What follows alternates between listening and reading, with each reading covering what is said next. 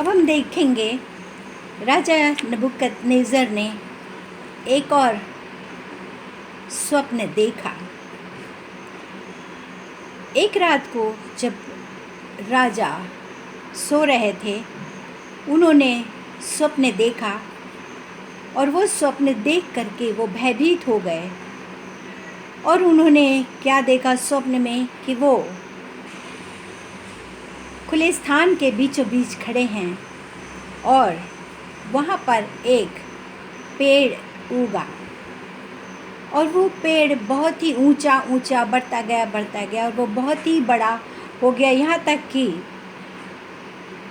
उसका शिखर आकाश को छूने लगा और वो इतना ऊंचा हो गया कि पृथ्वी के हर छोर से वो दिखाई देने लगा। उसकी पत्तियां चमकीली थीं और वो जो पेड़ था वो फलों से लदा हुआ था। उसमें इतने फल थे कि पूरे जगत के लोग उस फल को खा करके अपना पेट भर सकते थे।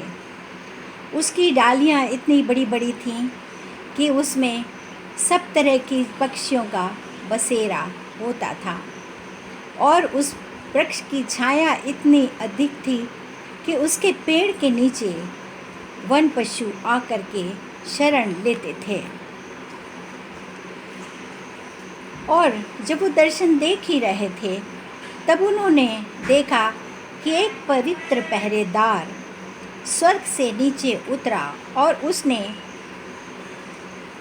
आज्ञा दी कि इस पेड़ को काट डालो, इसकी शाखाओं को काट डालो और इसके ऊपर बसेरा करने वाले पक्षियों को भगा दो और पेड़ के फलों को बिखरा दो और उसके नीचे जो विश्राम कर रहे हैं वन पशु उन्हें भगा दो और उसको पेड़ को काट डालो और उसकी जो तना है उसको छोड़ देना और तने को लोहे और पीतल की जंजीरों से बांध दिया जाए ताकि वो 7 युगों तक ओस से भीगता रहे और वो तना वन पशुओं के समान घास खाता रहे। और जब उसका हृदय परिवर्तित होगा तब तक उसको पशु का हृदय दिया जाए और वो 7 युगों तक इसी दशा में रहेगा।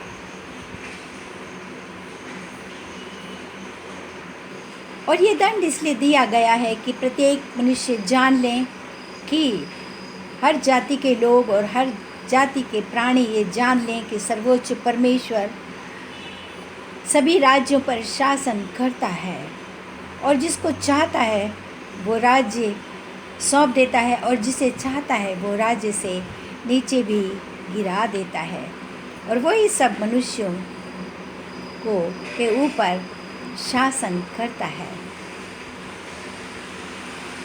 दूसरे दिन राजा बेलतेशर जो कि दानियल कहलाते थे उनको बुलाया और उनसे कहा कि तुम मेरे स्वप्न का अर्थ बताओ, क्योंकि तुम परमेश्वर के जन हो और परमेश्वर की आत्मा तुम में रहती है और मैं जानता हूँ कि इस राज्य के दार्शनिक पंडित तांत्रिक कोई भी इस स्वप्न का अर्थ नहीं बता सकते हैं। स्वप्न जब दानियल ने सुना, जो कि बेलशस्सर कहलाते थे, उन्होंने सुना तो वो घबरा गए और वो कहने लगे कि हे राजा, काश कि ये स्वप्न आप पर पूरा नहीं होता, क्योंकि स्वप्न को सुन करके दानियल घबरा गए थे, भयभीत हो गए थे और उनका मन भी व्याकुल हो गया था। परंतु राजा ने कहा, तुम भयभीत ना हो, व्याकुल ना हो, मुझे स्वप्न का अर्थ बताओ। दानियेल ने कहा, महाराज, जो वृक्ष आपने देखा वो बहुत ही बढ़कर मजबूत हो गया और इतना ऊंचा बढ़ गया कि उसका शिखर आकाश तक छूने लगा। उसकी शाखाएं दूर दूर तक फैल गईं और पेड़ों पर फल लग गए और इतने फल लगे कि पृथ्वी के सभी प्राणी उसे खा सकते थे। और शाखाओं पर सारे पक्षी बसेरा कर सकते थे और उसकी छांव में सारे वन पशु विश्राम कर सकते थे। हे राजा, वो जो वृक्ष हैं, वो जो शक्तिशाली हो गया है, वो जो वृक्ष हैं वो आप ही हैं। और उसके बाद एक पवित्र जन जो स्वर्ग से उतरा, आपने देखा कि उसके तने को छोड़ करके बाकी सब काट डाला जाए, पक्षियों को भगा दिया जाए और फलों को बिखेर दिया जाए और जानवरों को भी भगा दिया जाए। और वो तना जो है उसको जंजीरों से बांधा जाए ताकि वो 7 युग तक ओस में भीगता रहे। हे महाराज, वो तना आप ही हैं और आपको परमेश्वर पिता ने यही दंड दिया है कि आप 7 युग तक जानवरों के समान जंगल की घास खाया करेंगे और ओस से भीगे रहेंगे। और आप मनुष्य समाज से निकाल दिए जाएंगे। और उसके बाद जब आपको विदित होगा कि सर्वोच्च परमेश्वर ही सब पर शासन करता है, तब आपका हृदय परिवर्तित हो जाएगा, तब ये राज्य आपको मिल जाएगा। और राजा जो थे उन्होंने दानियेल को बहुत ही ज़्यादा पारितोषिक दे करके विदा किया। और एक दिन जब राजा अपने छत पर घूम रहे थे 1 साल के पश्चात, तब उन्होंने सोचा, अपने मन में ये सोचा कि मैंने इस बेबीलोन देश को कितना महान बना दिया है, कितना फैल गया है, कितना साम्राज्य सब जगह पर फैल गया है और मैंने इसके लिए कितनी मेहनत की है और मैंने इस देश को महान बना दिया है। और जब वो ये बोल ही रहा था और मन में सोच ही रहा था, उसी समय उसके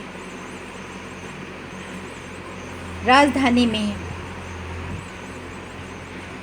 राजा नबूकदनेस्सर को एक आवाज़ सुनाई दी और उससे ये कहा गया कि हे नबूकदनेस्सर, ये राज्य तेरे हाथ से निकल गया है और तू पशुओं के समान जंगल में रहेगा और वहीं पर घास खाया करेगा और 7 युग तक तू वहीं पर रहेगा।